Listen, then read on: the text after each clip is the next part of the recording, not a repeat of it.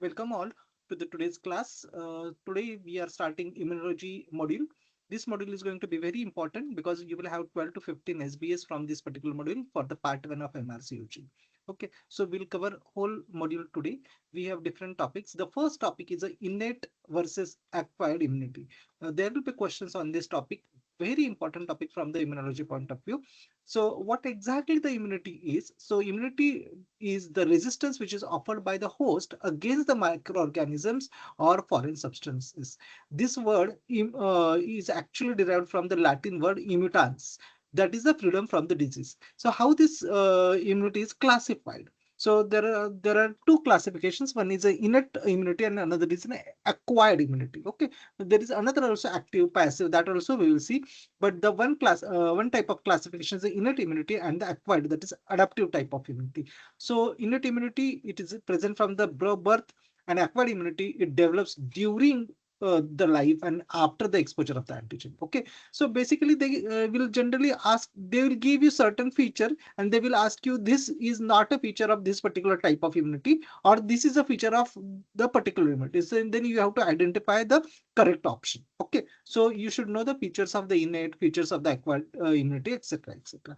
So innate immunity is present from the birth. Acquired or adaptive immunity, that is develops during the life, and it is after the exposure of the antigen. So let's see the difference between the innate immunity and the acquired immunity. So this table is going to be very, very important. Okay, so for the innate immunity, it is present at birth. It develops in minutes. Then antigen exposure is not required here. Okay, it is non-specific type of immunity. So as far as specificity is concerned, it is non-specific to a particular antigen. Okay, then diversity is limited. There is no memory for this innate immunity. Antigens are targeted, shared microbial pattern is there, and this receptors are non-specific, that they are called as TLR, that is toll-like receptors for the innate immunity. Okay, if you see the acquired immunity, so here the onset, it develops during the life, while it is present at the time of birth, that is innate. Acquired will develop during the life, and how much time it requires? Days to develop. Okay, then antigen exposure is required here. It is highly specific, not like a innate which is non-specific. This acquired is highly specific. It is highly diverse also. Then memory is present. So if the first time is antigen is already exposed, that memory will be there. Here there is no such memory in the innate immunity. Okay, then antigen targeted, only specific antigens will be targeted. Okay, the receptors here are the T cell receptors and the B cell receptors, while for innate immunity it is a toll like receptors. Okay, so these are the features of innate immunity and the acquired immunity. You should remember these particular features. Okay, so from exam point of view, remember memory and specificity is a feature of adaptive or the acquired immunity, while immediate response is seen in innate immunity. Okay, immediate response because they are readily available. Okay, so PAMP is pathogen associated molecular pattern. Okay, so antigen targeted here is a PAMP, that is pathogen associated molecular pattern, while here it is a specific antigen will be whatever the particular microorganism that will be specifically targeted, the immunity will respond to that particular antigen, while here innate immunity will overall they will identify the pathogen, that is called as pathogen associated molecular patterns. Okay, TLR is a toll-like receptors, TCR is a T cell receptors, and BCR is a B cell receptor. Okay, so what are the types of acquired immunity? What we have seen up till now, innate immunity and the acquired immunity. The acquired immunity is further of two types based on the mechanism, that is active immunity or the passive immunity. In active immunity, what happens? It is the host which produces the antibodies, while passive immunity, here there is a transfer of the antibodies. So immunity is given passively, we are giving the immunity from the outside, while active immunity, where the host is producing the antibodies. Okay, so this active and passive, uh, in active and passive, that both can be natural and artificial. Say for example, you have the active immunity. In natural, you will have the infection that will produce the actively immunity, while artificial is by vaccination. So active immunity which produce artificially produced by the vaccination, while active immunity by natural infection can also happen. Okay, now coming to the passive immunity. Passive immunity, uh, it may be natural also, like from mother through placenta, IgG antibodies can cross. Okay, through the breast milk, IgA type of antibodies are received. That is the passive type of immunity, and that is happening naturally. Okay, and it may be artificial also, such as immunoglobulin therapy. Sometimes we give the immunoglobulin, that is a passive. Okay, so active and passive can be natural as well as artificial. So please don't get confused. Okay, so there are two types of immunity. One is an innate, another is acquired. This acquired immunity may be active immunity or the passive immunity. Active immunity where the host is developing the antibodies, passive immunity where the antibodies are transferred. Both these active and passive can further be natural and artificial.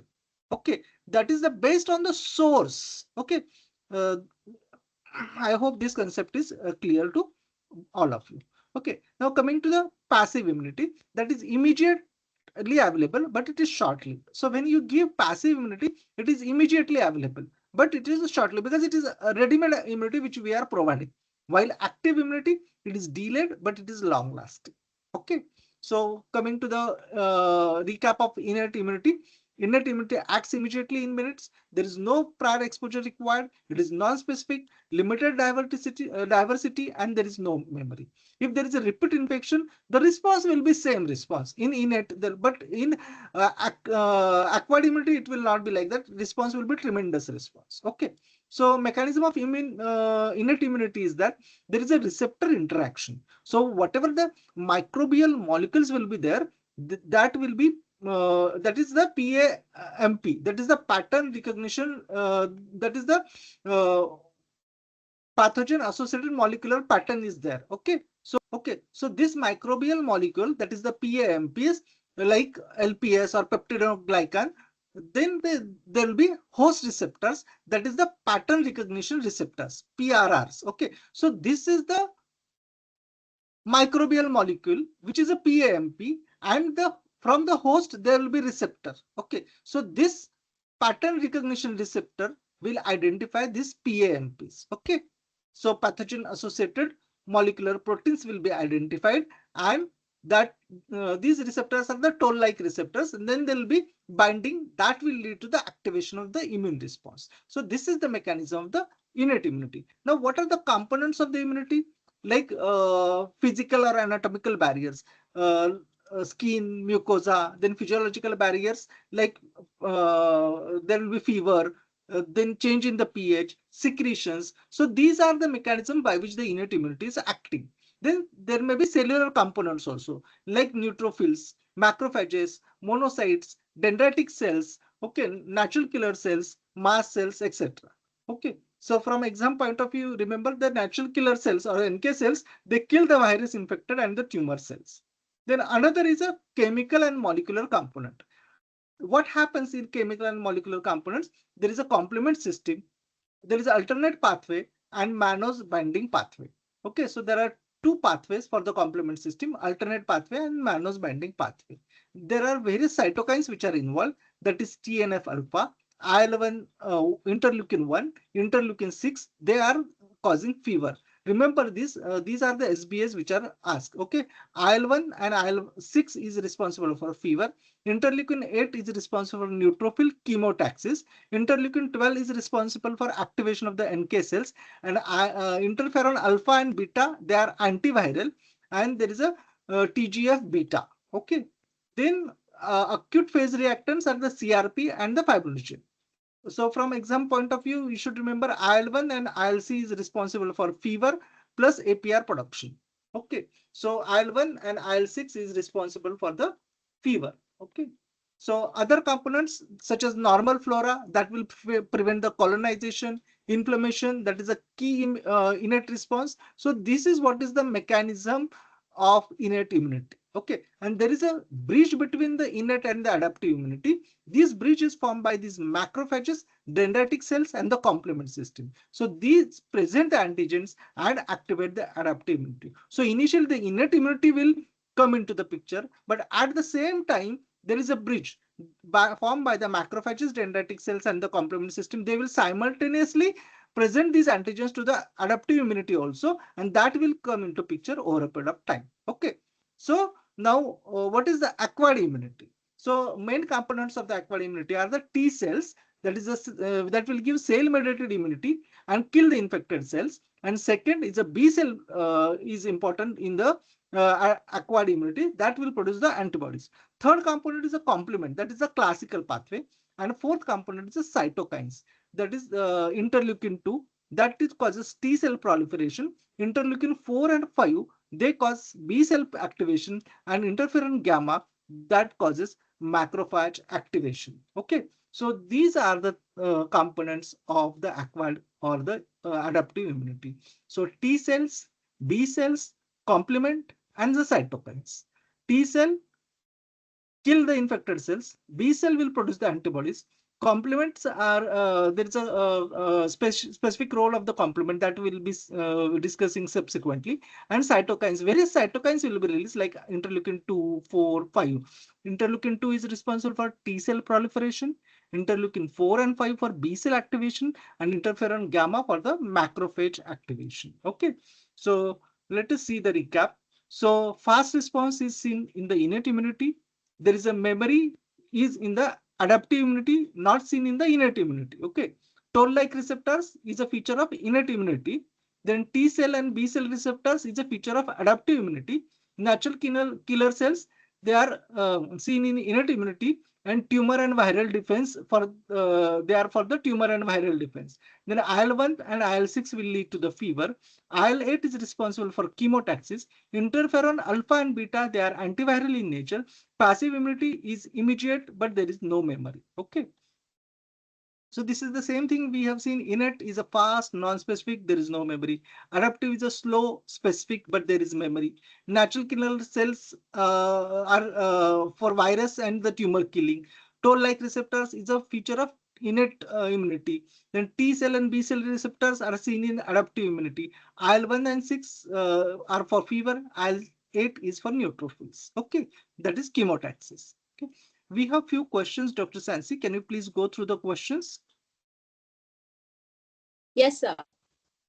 A 25-year-old woman develops a skin infection. The immune system mounts a rapid response within minutes without prior exposure. Which feature best explains this response?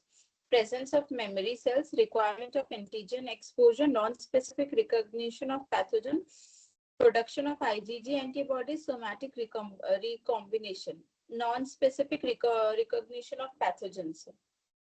Yes, that is the immediate response. Okay. Yes. Innate.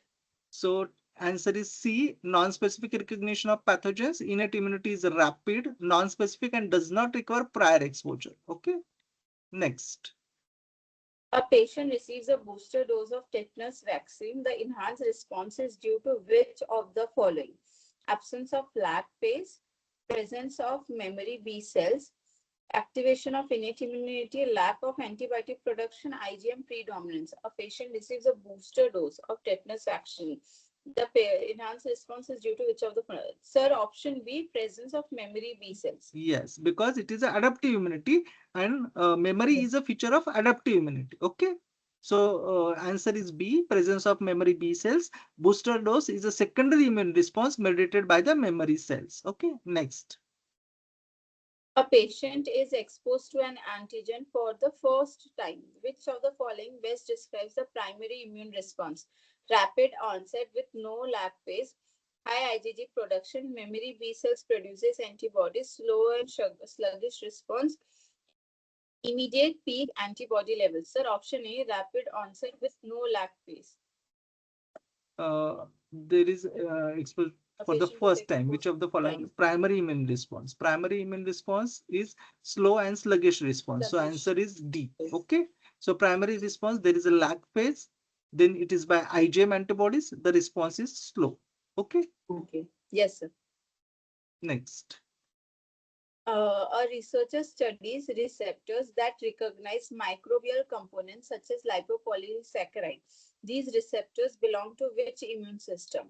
Passive immunity, acquired immunity, innate immunity, humoral immunity, artificial immunity.